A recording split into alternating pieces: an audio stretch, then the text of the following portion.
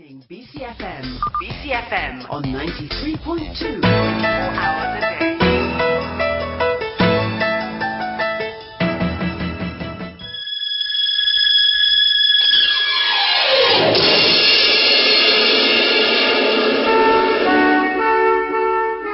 This is Bristol. It's Friday, 6 o'clock. Welcome to BCFM's Politics Show.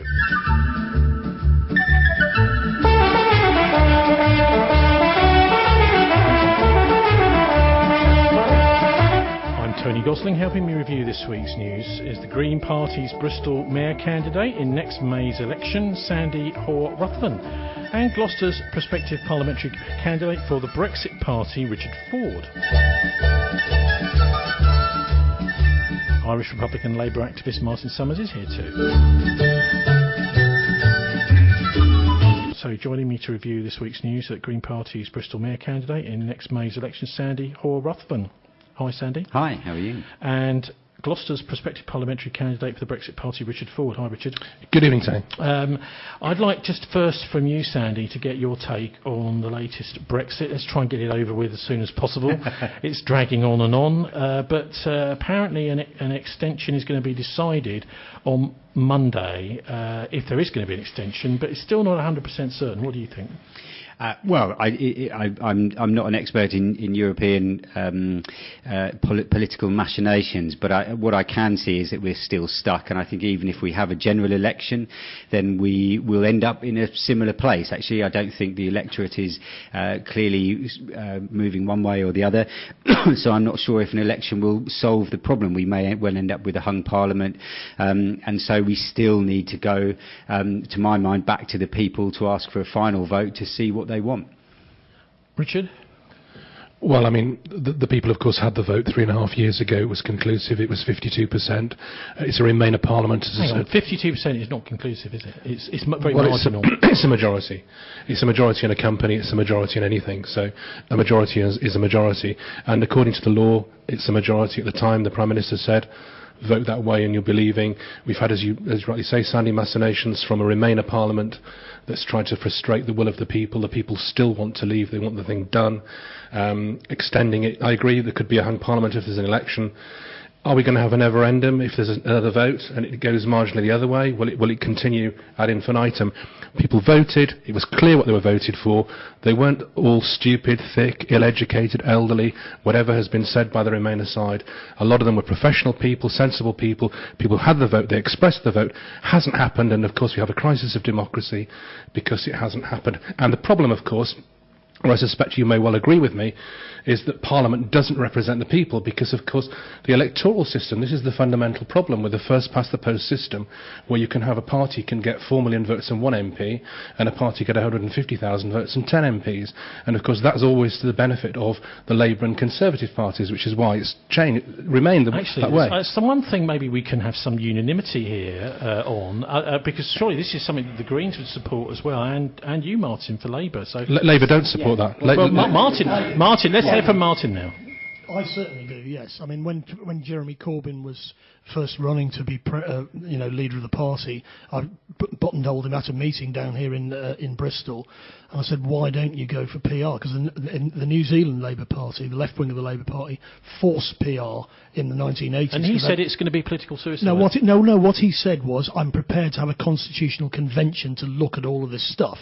But really, fundamentally, we need a written constitution. He was just fobbing you. If we're going to have referendums in the written constitution, there have to be rules about referendums. He was fobbing you off, really, wasn't he? No, he wasn't fobbing me off. He said, I'm not convinced, and I'm not going to commit to PR. I wish he would, because in New Zealand, it was the left wing of the Labour Party that forced PR, because they were sick of a right-wing government that was going to do Thatcherite policies. And can I just say that Labour has been approached on a number of occasions over the last 30 or 40 years to engage in PR. They say yes when they're not in power, and suddenly they say no when they are in power. I agree with the Greens. I mean, it's absolutely ridiculous. But Sandy, on this whole thing of elections, you saying there that, well, it probably won't make any difference if we do have a general election, it may not do. We've already had 2 votes. We've had a referendum. We've had a general election that's put this Parliament in there. And if we have another general, if we have another general election, that's going to be another vote about Brexit. Actually, surely a general election should be about the things that really matter to us. I agree, and that's why we would say put it back to the people's vote. We've had one. No, hold on. But the general election should be about all sorts of things, from youth work to the NHS to the economy. But let me take your point, Richard, about I would never accuse anybody who's left, who voted for leave, to be stupid or ignorant, and I think that's a characterisation which unfortunately the Brexit Party is pushing. I've had it said to me in Gloucester. People come up and say that to us in the street. Okay, I understand that, but I would not agree with that. What I would say is this is like buying a house. We looked at the house, we said yes as a country, 52% said yeah, we really like the house, we'd like to leave, and that's fine. Now we know the detail of it, and in exactly the same way as when you're buying a house, you look at whether the roof's leaky, whether there's damp or any of the other issues. Now we know the detail, let's put it back to people. And if, Richard, you are so confident that leave is the right thing to do, put it back to the people. Well, we've done it 3 times. We did it back in the referendum in 2016. Done it 3 times. 2016 in the referendum we did it. 2017 general election, both Labour and Conservative. You just agreed that the election... I didn't interrupt you, did I? Okay, all right. So 2016 referendum, 2017 both Labour and Conservative, who got about 85% of the votes, fought on a manifesto of implementing the referendum result. 2019, earlier this year, the Brexit Party won throughout the country based on that prospectus. So please don't tell me that we haven't been 3 times inspecting the house. Well, one person who I like to hear talking about this quite a lot, and he very rarely says anything about it, is the inscrutable former Governor of the Bank of England, Mervyn King. He was speaking in Washington last weekend, and there was no reporting of this, as far as I could see, anywhere on ITN, ITV, Channel 4 or BBC, but Sky did cover it. So let's have a listen now to his take on this. Mervyn is not one of those sort of city political insiders. He went to grammar school in Worcester. His father was a railway porter, and somehow he managed to become Governor of the Bank of England. And I have more time for him than I have for a lot of these public school types that seem to be sort of parachuted into these big roles. So let's have a listen to Mervyn King's take, speaking to Sky, I think it was last Sunday. Obviously we're here in Washington, but there's lots of focus back home about Brexit. A draft deal has been done. There's been some difficulty getting it through the Commons. But broadly speaking, I mean, are you encouraged that there is any kind of a deal at the moment? Is this good news for the economy? Well, I suppose that it's good that we have a deal and that the EU and the British government and the Irish government have agreed on a deal. It's frustrating that Parliament can't seem to make up its mind on it and hasn't been given a chance really to vote, but in the coming week let's hope that they do. I think most people probably feel that this has gone on for far too long and just have the view that, just do it. Do you see this as being better for the UK economy, worse for the UK economy? Is it possible to make that judgment? Well, I think it's a mistake to try and map any particular deal into precise numbers about whether it's good or bad for the British economy. My view has always been that a decision to leave the European Union in the long run is not likely to have a major impact on the British economy either way. What it has done is provoke a tremendous political and constitutional crisis. And in that, it should be said, you're slightly going against the grain of many other economists, and it's been seen as quite controversial. But I think there's an awful lot of bogus quantification that's gone on in trying to justify positions held quite honestly for other reasons. Including for the Bank of England? No, I'm not saying that at all. I think it's very interesting. If you look at what the bank has said, they've not forecast what the consequences would be. What they did was to say, what's the worst that could happen? And we must make sure the financial sector is ready for the worst that could happen. That's their job, and they've done that extremely well. I wish the rest of government had been as enthusiastic and energetic in getting ready to give the UK a choice between different options. And now, what is your hope on Brexit? Well, it would be really nice to be able to stop talking about it. I think everyone is completely fed up with what's gone on. You can't have a parliament that can do only one thing, which is to vote against every conceivable alternative.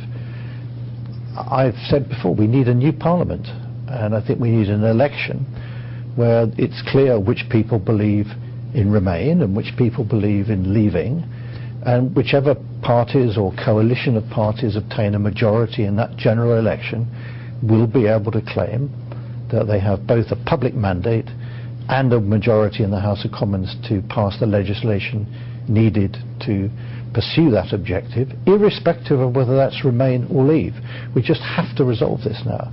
And I just find it extraordinary that Parliament cannot bring itself together, even today, to have a vote on the principle of the deal, but that they have to, start passing lots more amendments. This is playing games in the mind of the most of the British people. How do you explain it then? Because most people in Parliament probably believe in Remain. They also happened to vote for a referendum. Parliament's brought this on itself, and frankly, the sooner we can get rid of this, the better. Okay. I mean, let's move on to what you've been talking about here in Washington, because that is an issue that certainly the focus on Brexit in the UK has meant that we're not looking perhaps as much as we might normally do at the global economy. But I think it's worse than that. I think we're not even looking at the underlying economic challenges for the United Kingdom.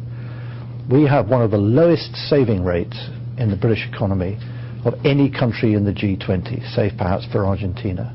We're not saving enough to finance our pensions. We're not saving enough to finance care for the elderly. We're not saving enough to finance investment in infrastructure. And we haven't yet worked out how we're going to be able to produce more money for the National Health Service. These are the big challenges.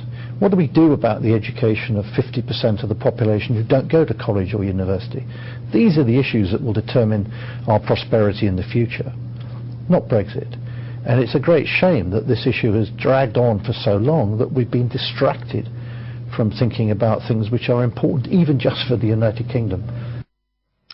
Well, I think I agree with him that we've been distracted, but that's because the Tory party decided to have a referendum on Brexit. And unfortunately, once you've decided to do that, you've got to carry on talking about it. Even if we leave next week, and it's not clear we will, we're then going to have to start talking about the free trade agreement that we're not going to be able to get with the Europeans because they're not going to allow us to undercut their Martin, he wants standards. it over with, don't you? Well, no, I don't want it over with. What I would say about what's happened about this, everybody wants to know, this is politics at work. This is politics at work, and you can't just push a deal which you've behind closed doors and then expect Parliament to just rubber stamp it. We're going to go through it line by line, because we're either going to have it be in the customs union, or there's going to have to be another referendum. And of course, what's going to happen in Northern Ireland is that everybody's going to vote against this deal. All the Republicans voted against it, but all the Loyalists are going to vote against it as well. And of course, they already had a majority against leaving the EU in Northern Ireland in the first place. Richard, what do you make of it? Well, I think Moen was spot on. I mean, so many things he said were true. People are sick to the back teeth of it.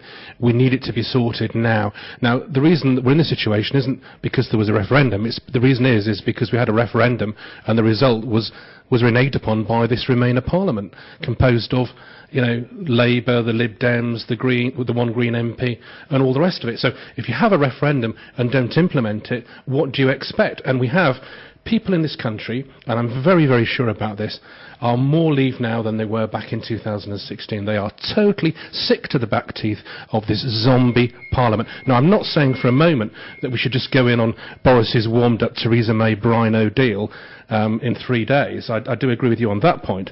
We shouldn't be doing that. We should be having the clean break Brexit that people voted for. We should be leaving. If this, if we had, can I finish? If we had left when we should have left 3.5 years ago, this would all be history now. We'd be doing all the things that Mervyn King was just saying. Can I finish? Was planning for the economy, planning for the national health, planning for the future prosperity of our country. But we haven't. We've had, by the dilettantiness, frankly, of the Green Party, the Lib Dem Party, most of the Labour Party, and much of the Conservative Party, we are in this mess. And there is only one single party, which is the Brexit Party, which is prepared to implement exactly what the people voted for. Can I finish? 3.5 years ago. So Sandy, go. So what I would say, I think there's this caricaturisation of both sides, I think, is quite damaging. I think most people who want to remain, like myself, are doing it and because we feel that actually that's the best way forward for our country, whether it's workers' standards, environmental standards, how to boost trade and that kind of thing. So I think it's not just trying to thwart the will of the people. It is a genuine desire to do what is right. Hold on. So it is. Yeah, and I do accept the mandate. And then there was never talk of a no-deal Brexit during the referendum. And so Martin is right that what we are now doing is going through incredibly complicated discussions about how we might or might not extract ourselves from the European Union. And I think that we just need to, that is a process that we need to go through. The thing that everybody is clear on, and there is only a minority of people who want to leave without a deal, right? So let's be clear on that. Most people understand that we might need to leave, even if you voted Remain, but there is very few people who think that leaving without a deal is a good idea. Sandy, the deal is there. Boris Johnson has got a deal, apparently. We've also got a potential of an extension now coming along. But on this deal, there was an attempt to get this deal debated and discussed. That didn't happen. And yesterday, Leader of the House, Jacob Rees-Mogg, announced that, well, if you're not going to allow this to be discussed and debated, then all we're going to do is we're going to next week call for make another call for a general election, because we're fed up, just as the people are. That's what he's implying. But let's hear what Jacob Rees-Mogg had to make in yesterday's announcement in the Commons. Thank you, Mr. Speaker. Having made one earlier, I knew the House couldn't wait for another statement from me. I'd like to make a very short statement this evening regarding Monday's business. Before the House considers the second reading of the Environment Bill, members will have an opportunity to debate and approve a motion relating to an early parliamentary general election. The business for the rest of next week remains as I announced earlier. Shadow Leader Valerie Vaz. Thank you, Mr. Speaker, and can I thank the Leader of the House for making this business statement. Mr. Speaker, tomorrow we will find out what extension has been granted. We opposed the Prime Minister's withdrawal agreement bill, but it passed second reading.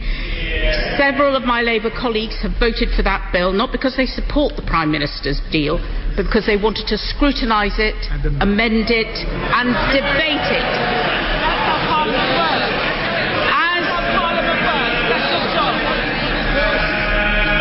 As is the normal process in this House.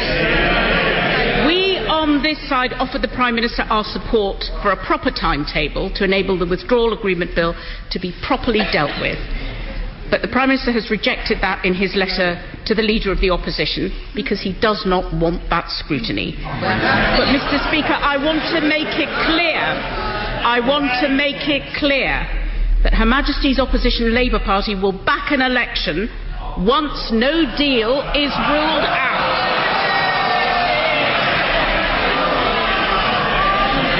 And wait for it if the extension allows. Yes. Mr. Speaker, the Right Honourable Lady says the Prime Minister has not made sufficient time. In his letter to the Leader of the Opposition, my Right Honourable friend says we will make available all possible time between now and the 6th of November. We, Mr. Speaker, are willing to start work tomorrow if you're willing to recall Parliament. We are willing to work 24 hours a day between now and the 6th of November. But what are the words of that hymn? Even eternity is too short to extol thee. It seems to me that eternity is too short for the opposition because their opposition is fantasy opposition. They don't want Brexit, and however much time we give them, they will come up with some foolish objection. Sir Patrick McLaughlin. This will be the third time that the House will have voted on a general election. Can the Leader of the House tell us on any other occasion he can recall that the opposition have been offered an election on 3 occasions and rejected it? Well, normally...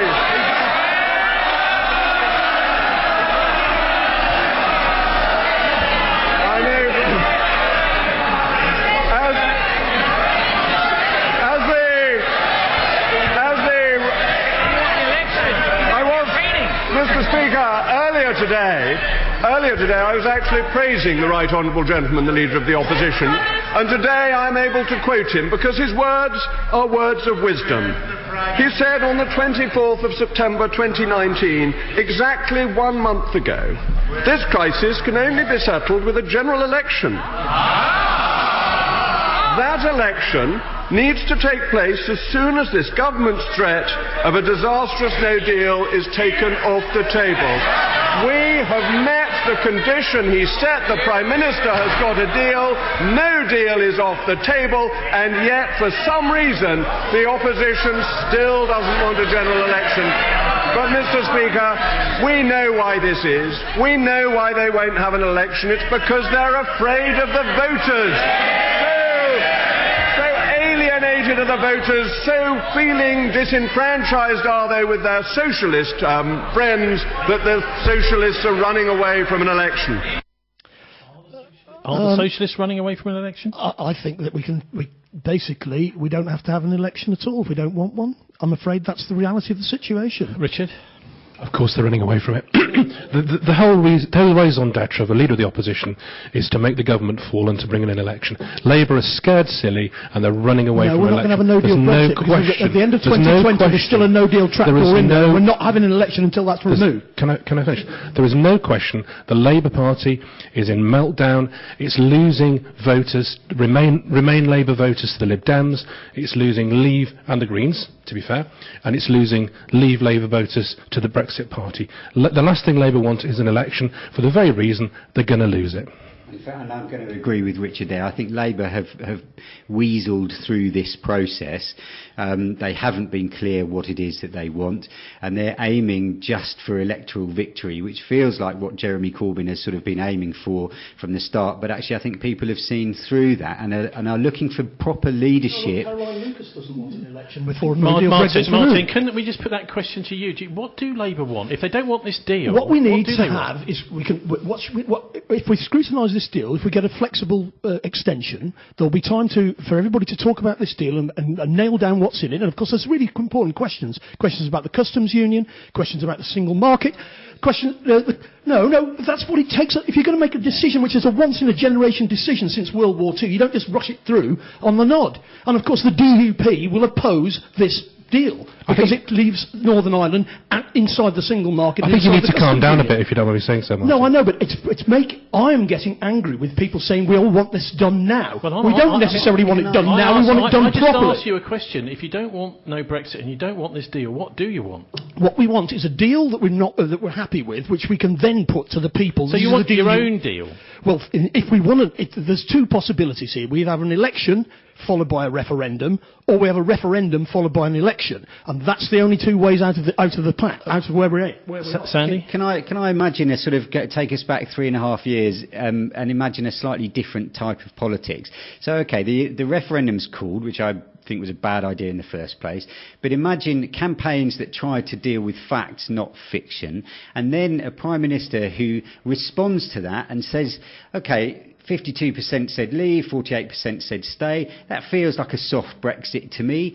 It's going to take 5 years to negotiate this. It's going to take time because we've been in the EU for 40 years. We're going to debate it alongside all of the other stuff that we have to do around the economy and health and education and young people.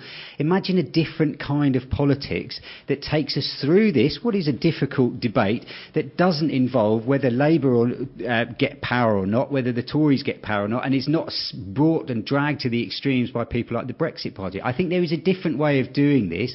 I think PR actually would be a way of us achieving a different kind of politics. We've already talked about PR. Richard, what do you make? Well, going back 3.5 years, the fact of the matter is, Cameron was so arrogant he never thought that he would lose, and he didn't make the provisions for Plan B or for what would happen. He basically was just patting people on the head. Well, my understanding was that he was only made leader on the say-so by the pro-Brexit wing of his party. He said, well, yeah, we'll back you for leader, but you must have this referendum. So he started to rein back on that, and he wasn't prepared to take them on. Well, if that's the case, you have the referendum, you do have a Plan B, and you do decide what's going to happen if it goes the other way. He had no Plan B, and he went away, and he's now resurfaced a few weeks ago flogging his book at the Cheltenham Literature Festival. Now, that's absolutely outrageous, totally arrogant Conservatives, and as for so-called Conservative Brexiteers, they're not doing anything. I mean, look at Rees-Mogg, you just heard him.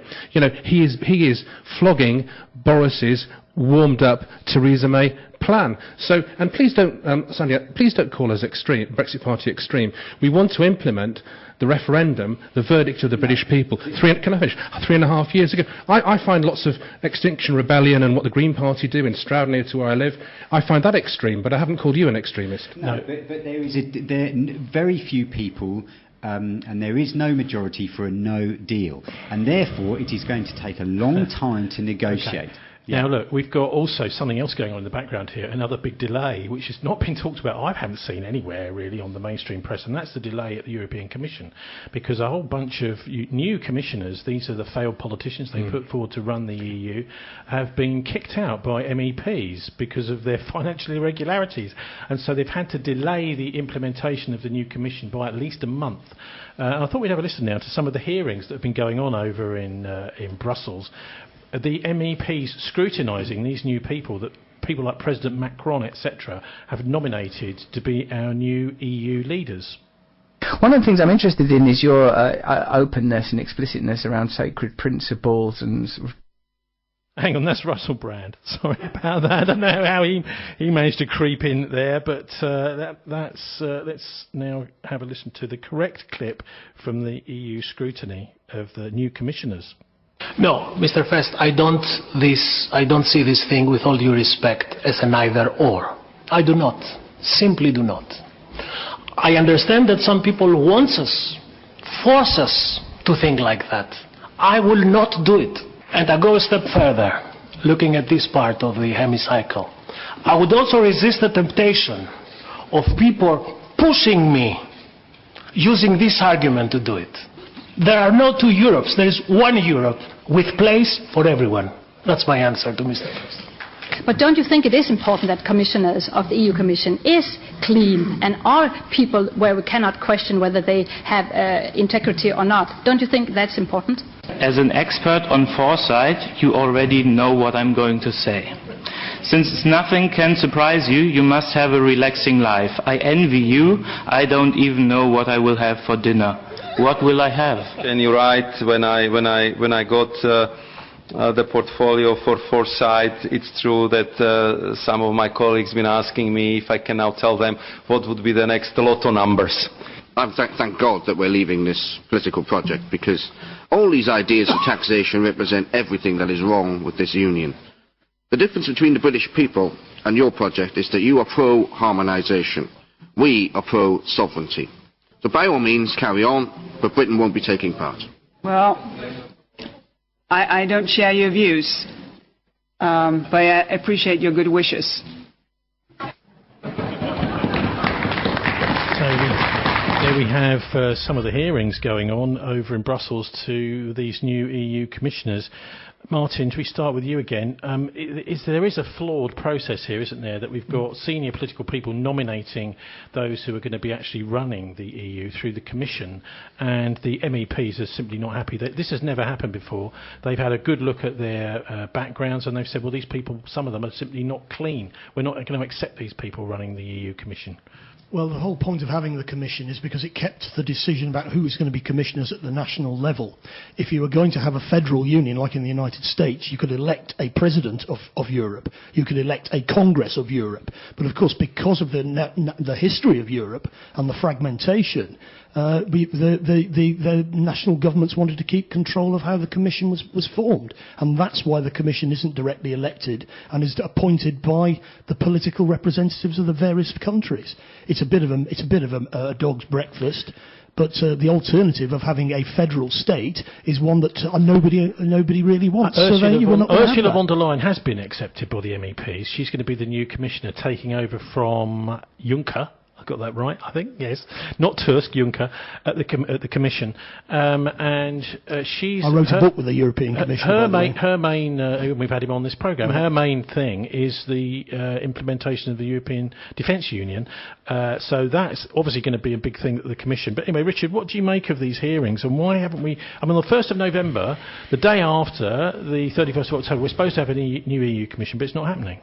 Well, this is an organisation that's not known for its transparency.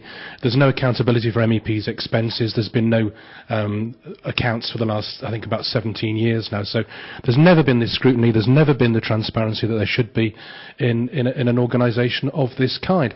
I mean...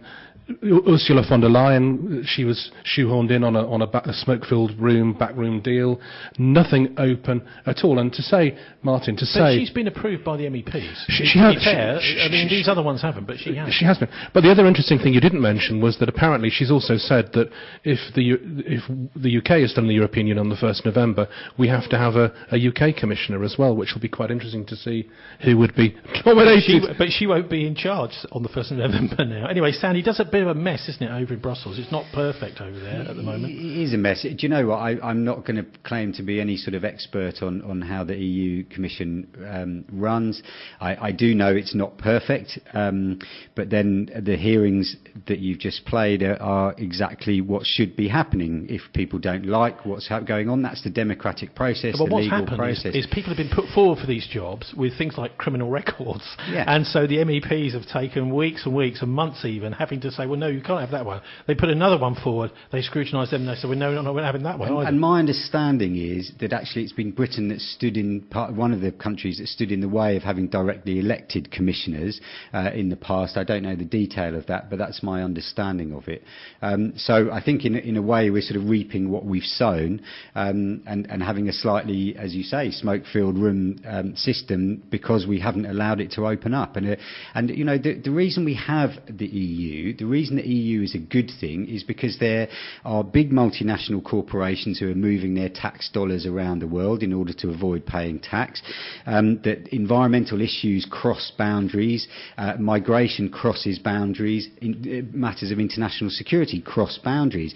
And in order to avoid these big companies playing us all for fools and moving stuff around the world so that they don't pay their tax in the country that they're earning their money, then that's why we need supranational organisations to take control of those. Juncker, when he was Prime Minister of Luxembourg and Finance Minister of Luxembourg, set up Luxembourg as effectively a tax haven within the European Union. The Republic of Ireland has a much lower corporation tax rate than other countries. There's no harmonisation there, simply to become an offshore tax haven within the European Union. So this is just nonsense that you're coming out with. I agree, but that's the whole point of the European Union. It's starting to debate things. We've started to tackle people like Google and Amazon who've been paying a pittance in tax, and yet they're sucking the resources out of the country. So that's the whole point. I'm going to just draw a line under this now and ask you all, one by one, what is going to happen next Thursday? Is there going to be any kind of Halloween exit from the EU? Are we going to get our extension? Martin, you first. I imagine there's going to be a flexible extension, and then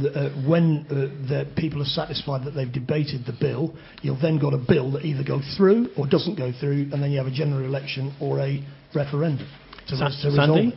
Yeah, I think anybody who thinks they can predict the future in these situations is fooling themselves. I agree. I think you're probably right. There's a whole number of outcomes. I definitely don't think we're going to leave now on the 31st of October, which I think is a good thing because it allows us to debate the deal more and allows the people either through Parliament or through an election to have their say. Richard? Well, I think the last time I came on this programme I said, we're not leaving next week, that's quite clear. I don't know whether we're ever actually going to be leaving, if I'm absolutely honest with you. The fact of the matter is there's been delay all the way down the line. So I do agree with Sandy, a general election may not... We do want a general election, but there is, of course, a risk that we may end up with another home parliament. So how long do you think this extension will be for? Well, I think the extension will probably be to the end of January, to be honest with you. I think there will be another extension after that? Well, I think that's quite likely, because we need to see over the next 3 months what's going to happen. The government has got a minority of -43.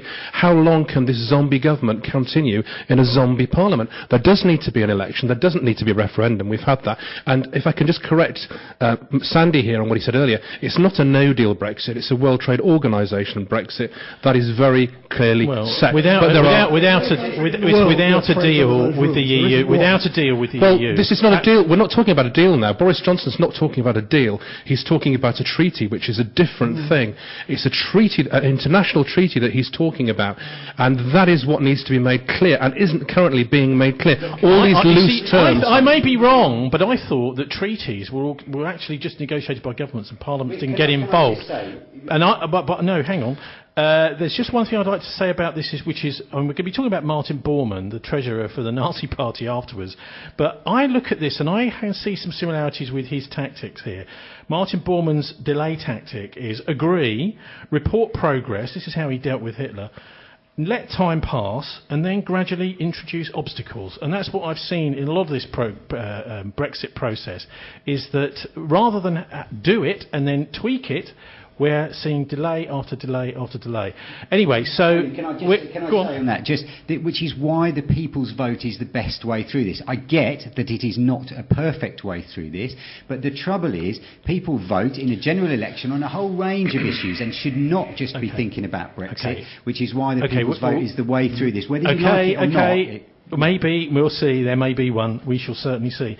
Anyway, I did play you a little bit of Russell Brand. We don't often get on here, but he had a fascinating conversation with I found it fascinating, enlightening, with the founder of Extinction Rebellion, Gail Bradbrook. And so let's have a little listen to that now, and we can all see what we make of XR, this great new Bristol and Stroud-based, origined, actually becoming an international direct action phenomenon. One of the things I'm interested in is your openness and explicitness around sacred principles and sort of transcendent ideas. And are you concerned that this similarly will be used to undermine the credibility of the movement? I think it helps that I have a PhD in molecular biophysics when I'm talking about that, so I do waft that around a little bit just as a kind of, there's actually, as you know, the science behind some of the conversations around spirituality, and basically for me it's an experiential thing anyway. I've had my own experiences that make me want to do things. Some people in the movement find it tricky, and I've talked about how I'd like to see a mass psychedelic civil disobedience, but that was just a personal opinion, so it's not just outside. We can be ridiculed, but we need a paradigm shift, and to me the paradigm shift won't come without at least some of us. I'm sure you know about the sort of shift to teal consciousness that's happening at the minute. So no, talk me through it. Oh, that's a really interesting piece.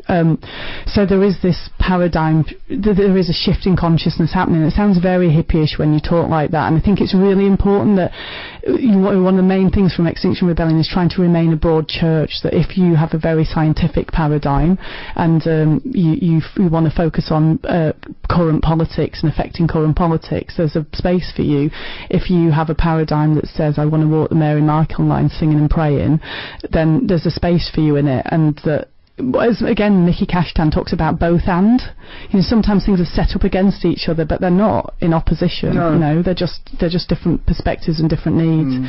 So there's a system called spiral dynamics, and you look at different levels of consciousness that have happened throughout history, and they check in online at different stages, and they check in online throughout your lifetime. Actually, it's really cool.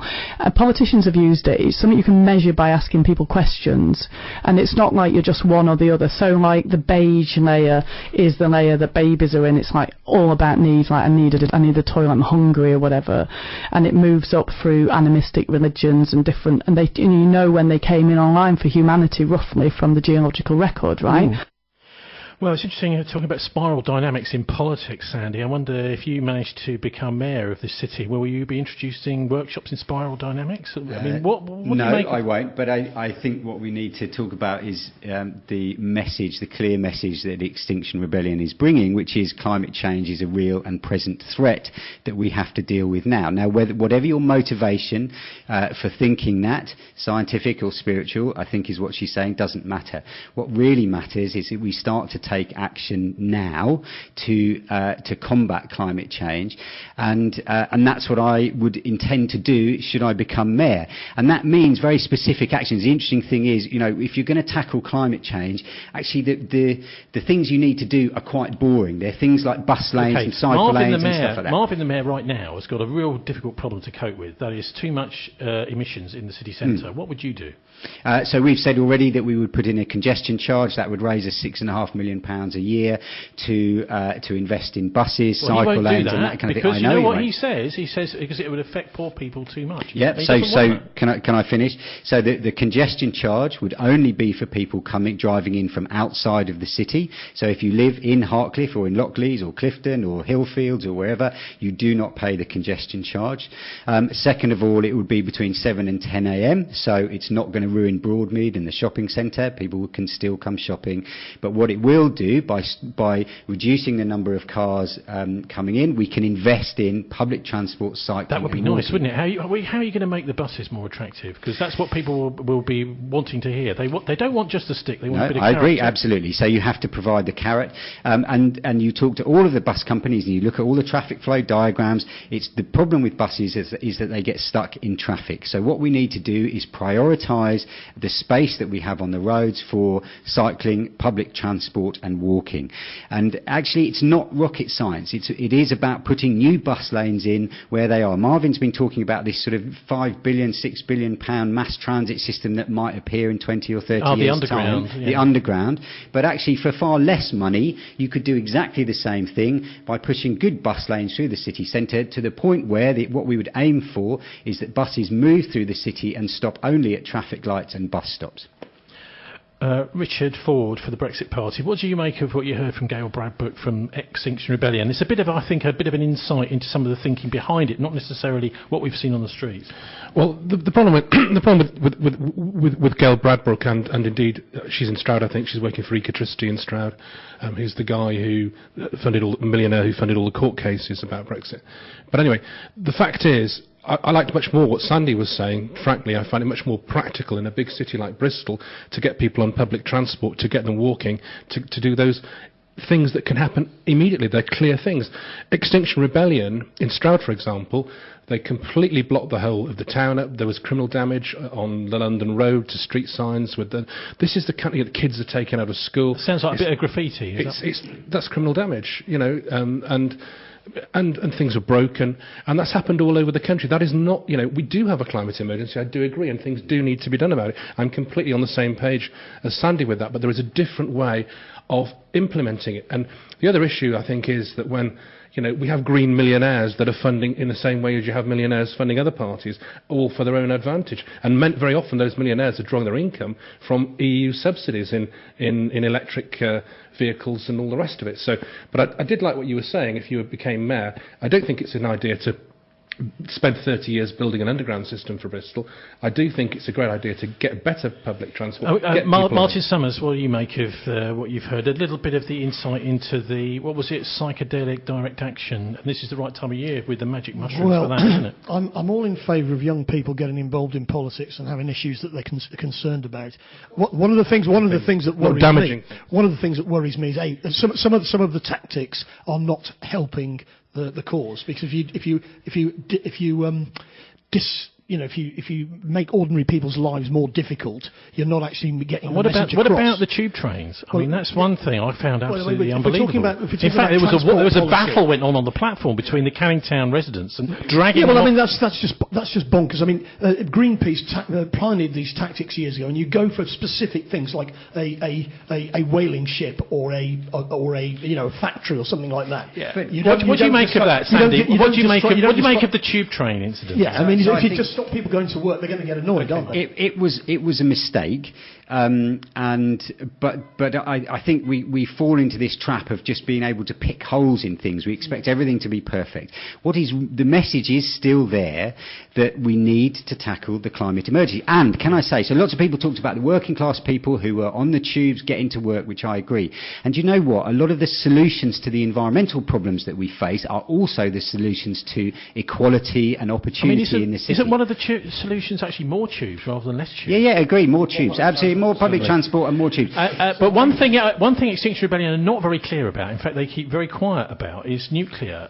We had the chap from Stop Hinckley on here making a pretty convincing case that not only is it extremely bad for the environment, nuclear power, never mind the climate effect, it's also completely unworkable in terms of finance. So can I hear from the three of you, Martin, Sandy and Richard, on nuclear? Is that part of the solution? Nuclear power is not viable on a private sector basis. The French have got to most of their electricity generated by nuclear power, but they've never been able to make it pay. What really worries me, if I can come back to the further point about Extinction Rebellion, the danger of a nuclear war is actually higher than ever, and that young people need to be thinking about that, not just about Sandy, climate change. what about nuclear? Should we be doing that because of its no, apparent lack we shouldn't, and Martin's absolutely right. The economics no longer make any sense, and also per gigawatt hour that we produce of electricity, green energy creates more jobs. So we talk about the need to bring manufacturing back to Britain.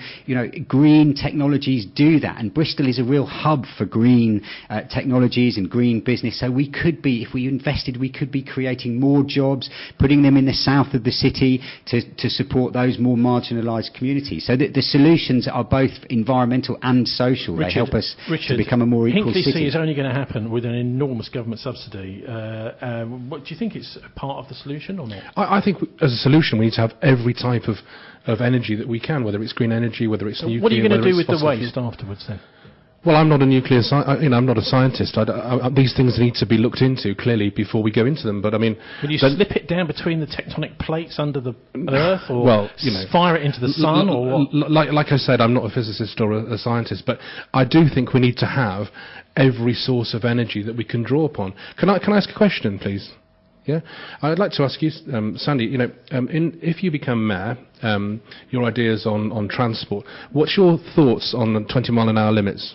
Car limits? I think we keep them, and all of the consultations have said that about 75% of people agree that we should keep them. Because, again, Stroud is the only place in the UK apart from Brighton that has the Green Party in power. They're in a coalition with Labour and the Lib Dems in Stroud. And in Stroud there's 20-mile-an-hour limits, which don't work, frankly. Basically, people are just there stalling, queuing, running their engines. It's actually creating more pollution. But it's a classic argument that says, I'm stuck in a traffic jam, so I'm creating more pollution.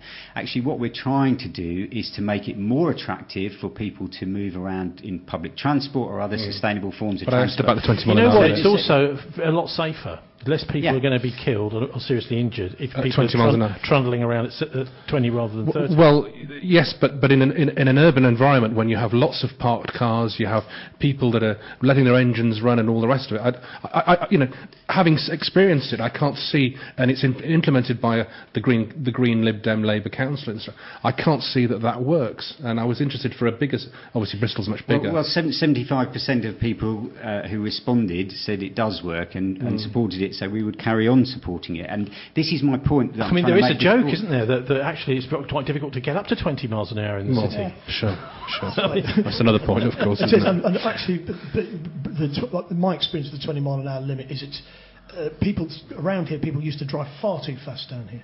Just far too fast. It's dangerous. There's children playing, and people are just, you get young ones particularly just driving way too fast.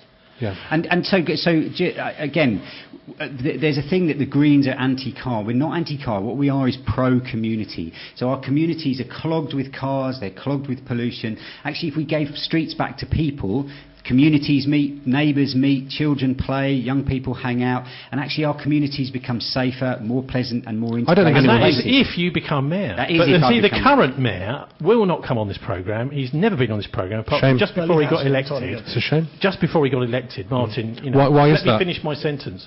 Well, that's a good question, isn't it? Why does the mayor not want to come on and take difficult questions? You might ask him things about the Labour Party that he doesn't want to answer. Yeah, and about his policies particularly. I mean, I would have thought that it would be a fairly simple cakewalk for him. He's an ex-BBC guy. He should manage to do this sort of It's thing. a bit like not wanting to face the voters, isn't it? Well, we'll see what happens in the next year to see if he turns up for we always do on this show, get all the candidates in, give them a 2-hour run, let everyone say what they want to say, and actually quite a lot of people download it afterwards, have a listen. I want to see what this guy's doing. People do care about who they vote for. They really want to know the person that they're voting for, but We do have a way of getting Marvin Rees on the air right this very second. How? Because I downloaded a talk he gave called the State of the City Address. He called it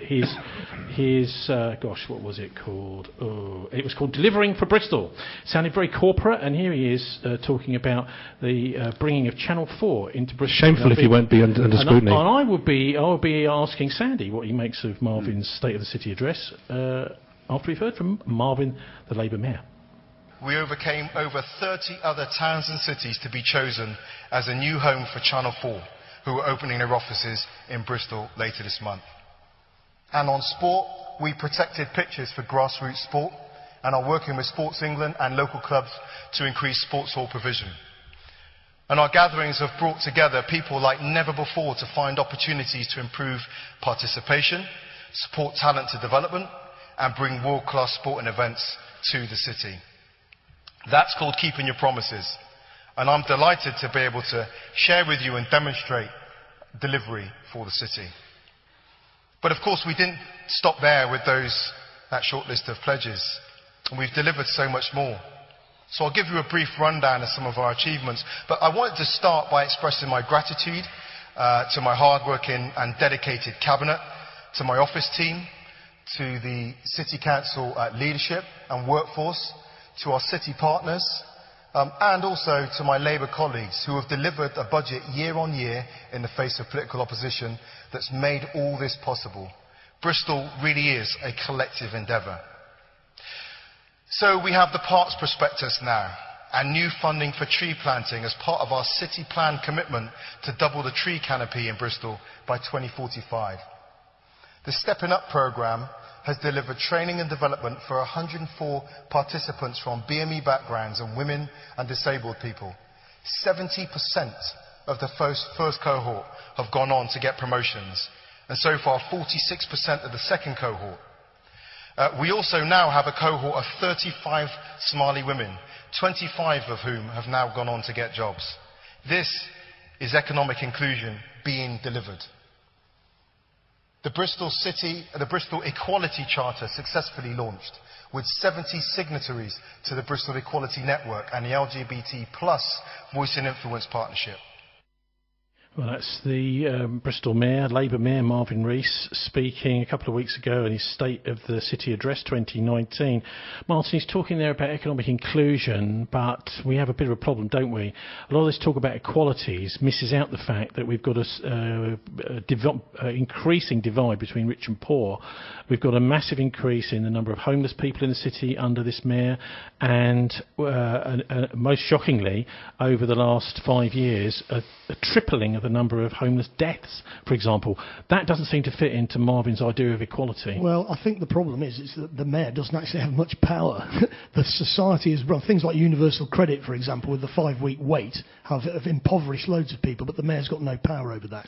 And one of the things I do kind of object to about the way Marvin approaches his job is talking about, fixing things, when actually what we need to hear is the blood, sweat and tears speech. The only way to change things in this country is to change the national government. So Sandy, as someone who's standing for mayor, does it mean just when a minute? We're ready. Does it mean that you won't have any power? Martin's implying there that the mayor doesn't really have the power to change things. I think he's right that the mayor has less power than many people think.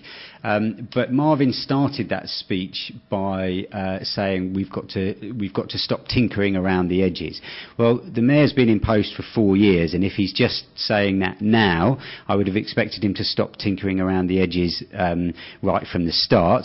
The list of so-called achievements that he came up with were fine, they're all good, but they're small fry. 40 new people in a job, 100 people, going through a course, a new charter, that doesn't change things. The air isn't clearer, the buses aren't running any quicker, we're not hearing about new jobs, the number of affordable homes is not rising fast enough, the number of council homes is not rising fast enough. What would you do for these things in 30 seconds? So I've already said, and what I'm not going to do is launch my manifesto now, because I'm going to do that next year. You haven't even got 30 seconds. What do you think of the speech in 10 seconds, Richard? Well, it was self-congratulatory, wasn't it? And it's rather like the emperor's got no clothes. I mean, Joseph Stalin used to stand up and make speeches like that and wouldn't be subject himself to scrutiny. I think if you're in a position of Bristol Mayor, it's a major position in a major city in the country, you should subject yourself to questions and scrutiny. Okay, thanks. Guest Green Party's Bristol Mayor candidate in next May's election, Sandy Hore-Ruthven, and Gloucester's prospective parliamentary candidate for the Brexit Party, Richard Ford. Thank you very much indeed. Thank you.